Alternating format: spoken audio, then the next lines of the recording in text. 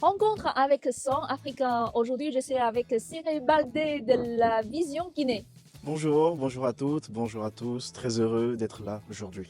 Nous sommes dans la banlieue nord de Beijing, à une quarantaine de kilomètres du centre-ville, et nous sommes dans une ferme où il y a beaucoup de cerfs. Une ferme avec beaucoup de cerfs que je découvre avec le plus grand plaisir, ou plutôt que j'ai envie de découvrir avec le plus grand plaisir, parce que pour le moment, je n'ai vu que l'extérieur, donc j'ai hâte de voir l'intérieur pour en savoir davantage. Ok, on y va. On va apprendre à planter une sorte de légume sans terre. Cyril, est-ce que tu veux essayer? Oui, avec plaisir. Allez-y. On prend l'éponge Mm. et on s'assure que la partie qui est fendue apparaît bien. Mm. Et puis on prend une graine. Moi, j'ai envie de prendre 2 ou 3. Qu'est-ce qui va se passer si je prends 2 ou 3? En fait, il faut éviter de mettre 2 ou 3 graines dans la même éponge parce que D'accord. ça va gêner la pousse de chaque plante. D'accord. Donc, Je chaque fois, respecte, une graine. je respecte le cours et je maintiens une seule graine à l'intérieur. Mm. Là, c'est bon, Là, c'est bon. c'est bien placé. Bien placé. Et je prends un tube Mhm. pour bien inséminer l'éponge qui contient déjà la graine. Mm. Et est-ce que c'est bon? 这样可以吗？再往里多稍微深一点。 C'est correct. Le professeur a corrigé. Ouais, il faut enfoncer. L'apprenti va planter. Il n'y a pas de terre. Il n'y a pas de terre. Une fois on a planté et inséré dans ce tuyau, hein, on n'a plus besoin d'intervention régulière parce que il y a des systèmes d'arrosage.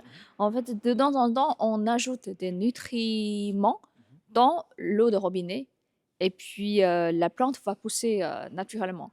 C'est au bout de 2 mois, on aura les premières récoltes.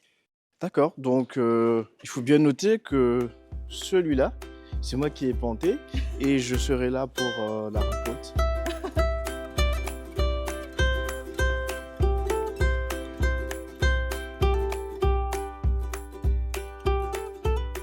Voilà le résultat, Cyril, regarde.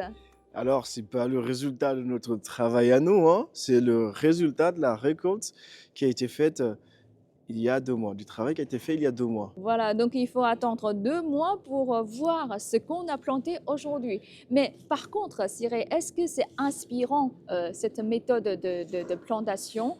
C'est très inspirant. Moi, j'ai été très ébahi quand j'ai entendu l'expression hydroponie, la culture sans terre. Et il fallait voir pour y croire. Maintenant que j'ai vu, je crois que c'est quelque chose qui est faisable chez moi. En Guinée, la culture cultivée sans terre, pour moi, c'est nouveau. Et c'est innovant. Et on économise l'eau, on économise l'espace et surtout, on gagne un temps.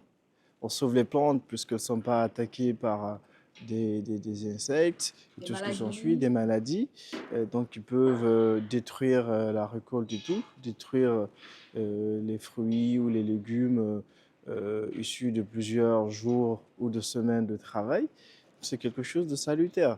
Créer une table à l'image de celle-là ou des étagères, expérimenter l'hydroponie. Moi, j'encourage vivement les agriculteurs guinéens de tester cette méthode-là pour eux-mêmes constater le résultat.